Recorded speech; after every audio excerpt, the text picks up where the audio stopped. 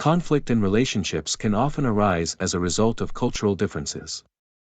These differences are evident in differing opinions, traditions, and cultural practices, as well as values and attitudes about one's lifestyle or simply life in general. Culture is a strongly influential factor in how we live our lives. In terms of resolving a conflict, it is important to consider others' perspectives. This does not mean that you always have to agree with other people, but it is helpful to understand their cultural backgrounds, traditions, values, and opinions. Here is an example of a scenario that could happen in everyday life. A small group of friends is going out to dinner. They're having a difficult time deciding where to eat. Most of the group wants to go to a traditional all-American burger and fries restaurant.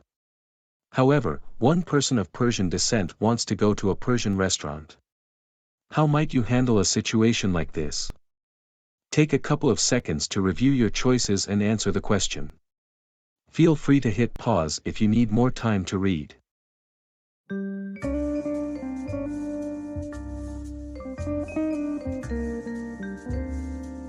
If you chose choice D, that is correct. This is the best scenario because it encourages the group members to discuss their thoughts and feelings about the restaurant choice and the reasons for their choices.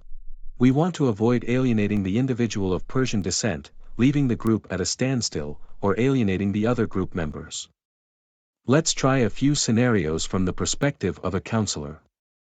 As a professional counselor, you're working with a couple who come from different cultures.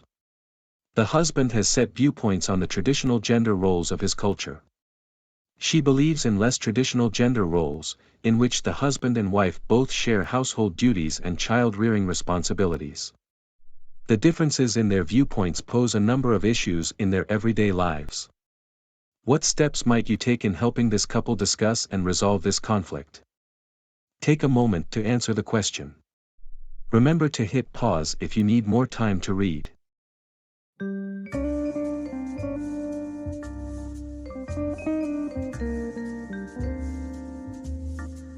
If you selected D as your answer, you are correct.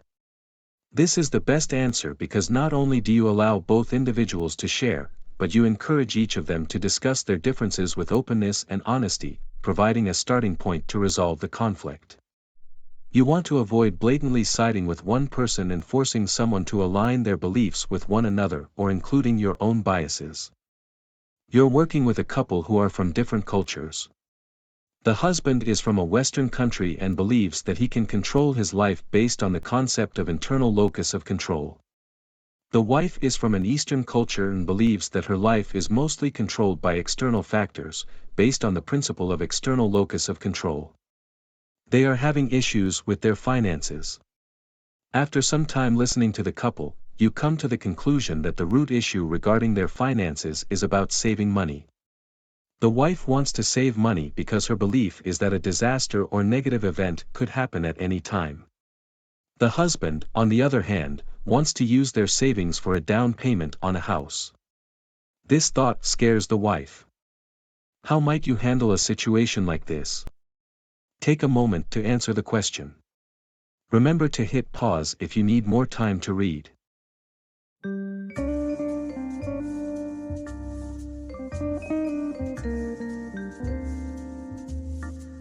If you chose C, that is correct. This is the best answer because it encourages the couple to work through this conflict by sharing the reasons for their differences, enabling them to reach a resolution. You want to ensure you're not encouraging anyone to avoid conflict regarding finances or side with only one person's point of view. You're a Christian counselor working with a couple who are engaged to be married. However, they have different religious beliefs and practices. The woman wants to worship at a non-denominational Christian church, and the man wants to worship at a Buddhist temple. How might you help this couple begin the conversation that will lead them towards resolving this conflict? Take a moment to answer the question. Remember to hit pause if you need more time to read.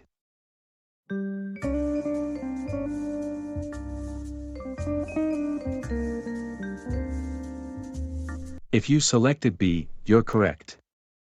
This is the best option.